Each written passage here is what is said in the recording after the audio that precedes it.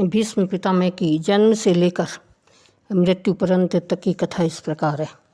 भक्तराज भीष्म पितामह महाराज शांतनु के पुत्र थे और गंगा देवी के गर्भ से उत्पन्न हुए थे।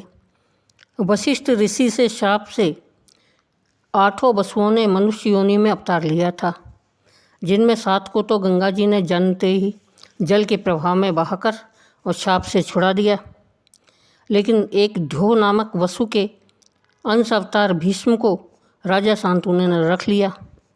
गंगा देवी पुत्र को उसके पिता के पास छोड़कर चली गई और बालक का नाम देवव्रत रखा गया था।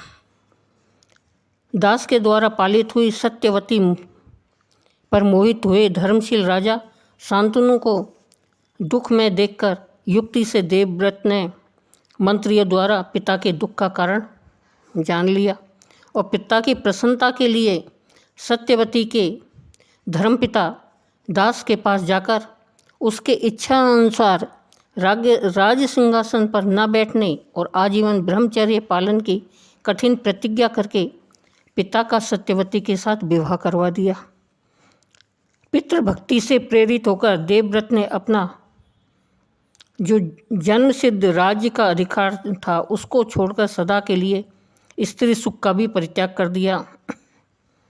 इसलिए देवताओं ने प्रसन्न होकर पुष्प वृष्टि करते हुए देवव्रत का नाम भीष्म रखा।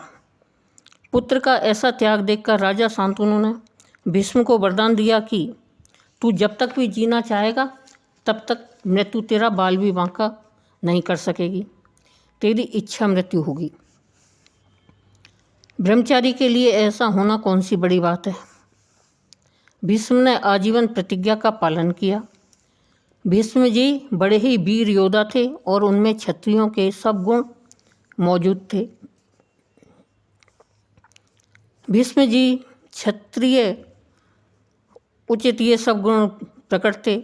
वीर मूर्ति, क्षत्रिय कुल संहारक परशुराम जी से इन्होंने शस्त्र विद्या सीखी थी। जिस समय परशुराम जी ने भीष्म जी से यह आग्रह किया कि तुम काशीराज की कन्या अम्बा से विवाह कर लो, उस समय भीष्म जी ने ऐसा करने से बिल्कुल ही इनकार कर दिया और बड़ी नम्रता से गुरु का सम्मान करते हुए अपनी स्वाभाविक शूरता और तेज भरे शब्दों में कहा, भय, दया, धन के लोभ और कामना से मैं कभी क्षत्रिय धर्म का त्याग नहीं कर सकता। यह मेरा सदा का व्रत है। परशुराम जी को बहुत कुछ समझाने पर भी जब वे नहीं माने तो परशुराम जी कुपित हो गए और युद्ध छिड़ गया। लगातार 23 दिनों तक भयानक युद्ध होता रहा, परंतु परशुराम जी भीष्म को परास्त नहीं कर सके। ऋषियों और देवताओं ने आकर दोनों को समझाया, परंतु भीष्म ने क्षत्रिय धर्म के अनुसार शस्त्र नहीं छोड़ा और वे बोले, मेरी यह प्रतिज्ञा है कि मैं युद्ध में पीठ दिखाकर नहीं भागूंगा। लोभ, दीनता, भय और अर्थ आदि किसी कारण से भी मैं अपना सनातन धर्म नहीं छोड़ सकता। यह मेरा दृढ़ निश्चय है। 21 बार पृथ्वी को क्षत्रियहीन करने वाले बड़े तेजस्वी परशुराम भीष्म को जीत नहीं सके। अंत में देवताओं ने बीच में पड़कर युद्ध बंद करवाया, परंतु भीष्म की प्रतिज्ञा भंग ना कर सके।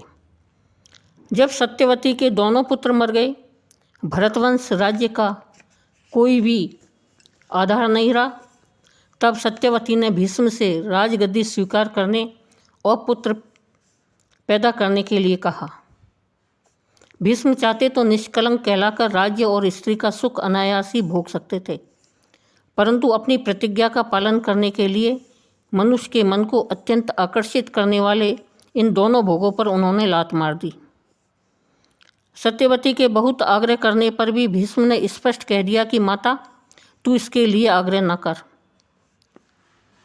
पंच महाभूत चाहे अपना गुण छोड़ दे, सूर्य और चंद्रमा चाहे अपना तेज और शीतलता को त्याग दे, इंद्र और धर्मराज अपना बल और धर्म छोड़ दे, परंतु तीनों लोकों के राज्य सुख या उससे भी अधिक के लिए मैं अपना प्रिय सत्य कभी नहीं छोड़ सकता।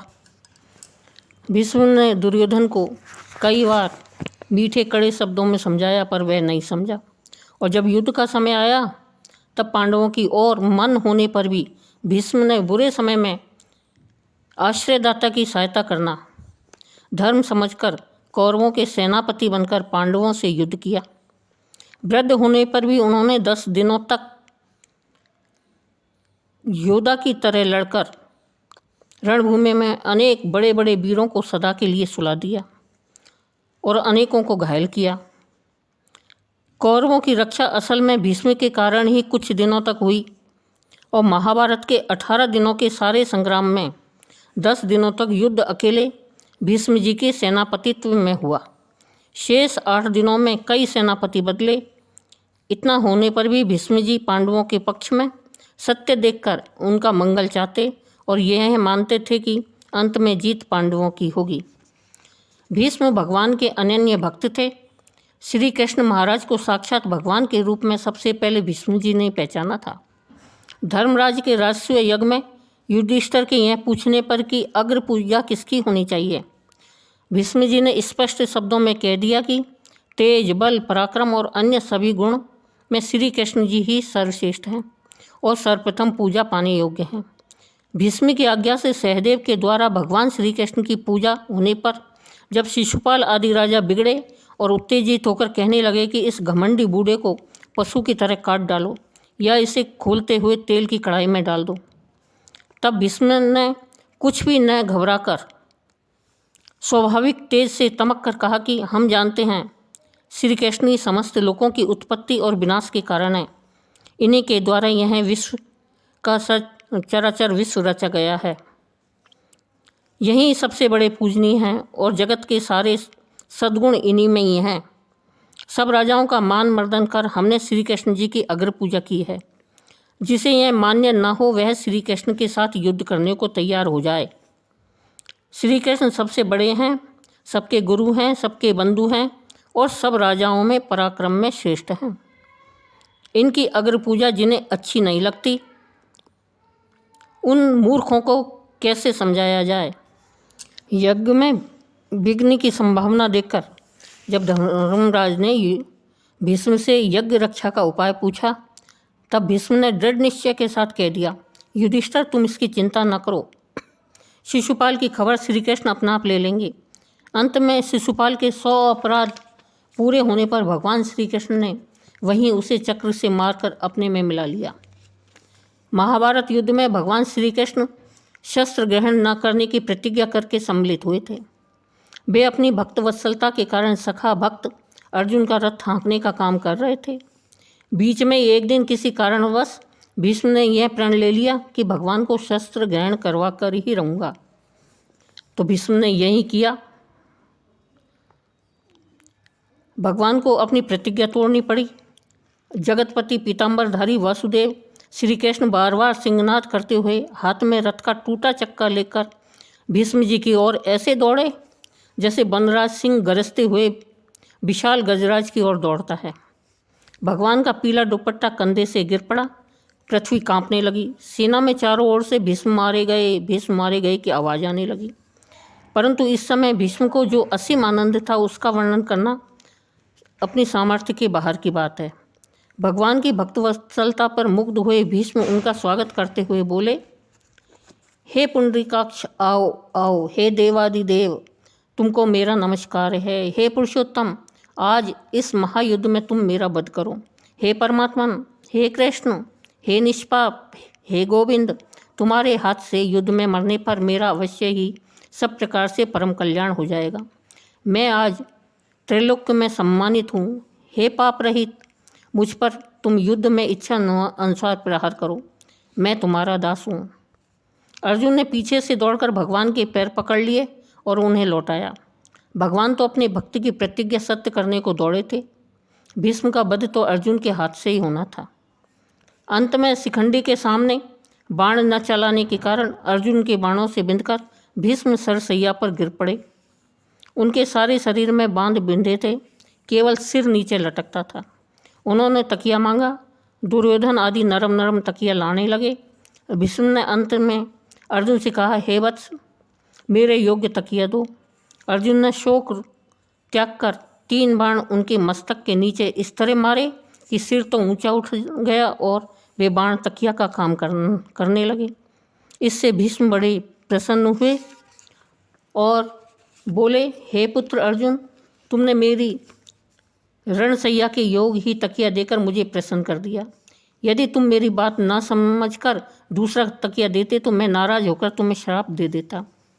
क्षत्रिय धर्म में दृढ़ रहने वाले क्षत्रियों का रण में प्राण त्याग करने के लिए इसी प्रकार की बाणशैया पर ही सोना चाहिए।